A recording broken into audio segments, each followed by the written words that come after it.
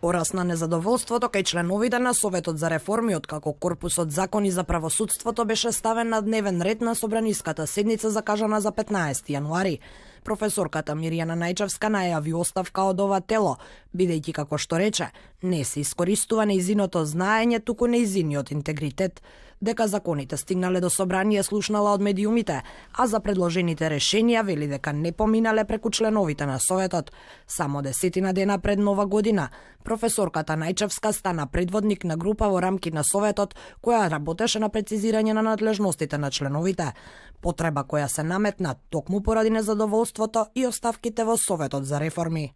Значи, она што беше повод за една ваква моја реакција беше тоа што на телевизија разбрав дека 5 закони кои што се однесуваат на правосудниот систем се веќе влезени во собраниска процедура, а ниту јас, ниту колку што јас знам моите колеги, ги немаме видено со очи овие закони, а камоли да расправаме или на било каков начин да влијаеме врз нивната содржина.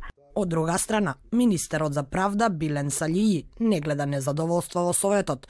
Тој во телефонски разговор за телевизија 24 ги демантира тврдењата на независните експерти и вели дека Советот ќе продолжи активно да функционира. Немам податоци дека некој поднел оставка, се работи за закони кои се од технички аспект враќање на надлежностите на судски совет, укинување на Советот за утврдување на факти и дополнување на законот за заштитени сведоци.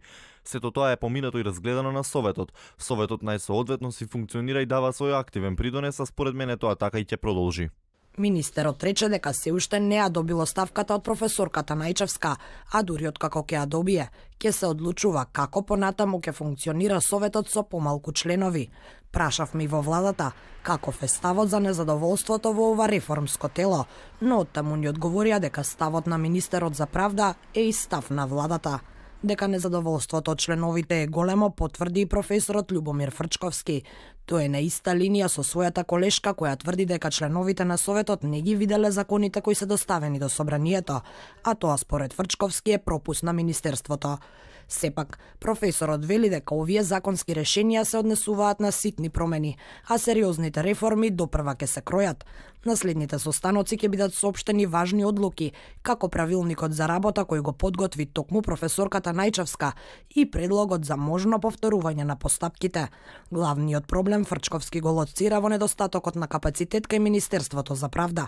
Од редовите на независните експерти, прв поднесе оставка професорот Гордан Калајџиев, а потоа уште неколку мина јавно го искажаа незадоволството од нефункционалноста на Советот за реформи.